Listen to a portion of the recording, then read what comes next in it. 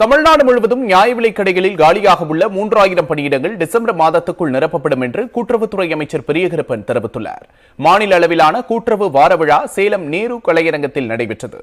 இந்த விழாவில் கூட்டுறவுத்துறை அமைச்சர் பெரியகருப்பன், சுற்றுலாத்துறை அமைச்சர் ராஜேந்திரன் ஆகியோர் கலந்து கொண்டு கூட்டுறவு வார விழாவையொட்டி அமைக்கப்பட்ட அரங்குகளை பார்வையிட்டனர்.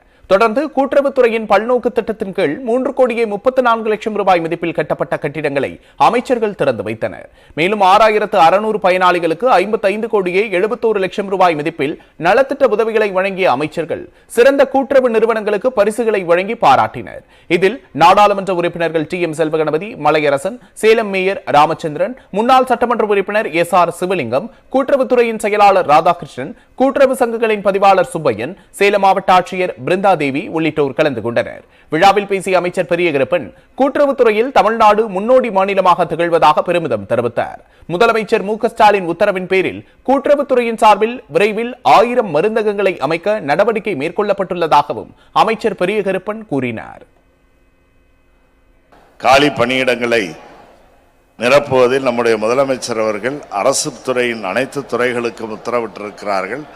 இன்னும் கூடுதலான வேலைவாய்ப்பை உருவாக்க வேண்டும் என்பதற்காக புதிய தொழில் முனைவோர்கள் எல்லாம் ஈர்த்து அதிலேயும் வேலைவாய்ப்பை தர்றார்.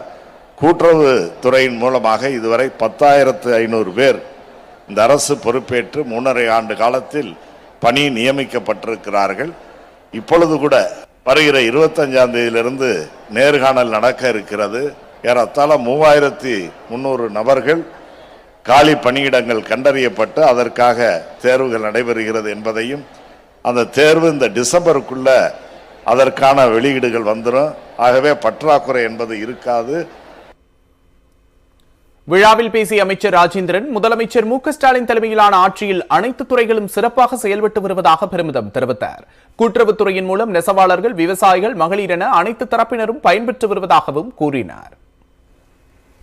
பலாயிரக்கணக்கான கோடி கடன்களை, அது மகளிர் சுய உதவி குழுவாக இருந்தாலும், விவசாயிகளாக இருந்தாலும், நெசவாளர்களாக இருந்தாலும், தொழில் செய்யக்கூடிய அனைவருக்கும் கடன் வழங்குகிற திட்டங்களை எல்லாம் செயல்படுத்தி இருக்கிற மாவட்டம் நம்முடைய சேலம் மாவட்டம்.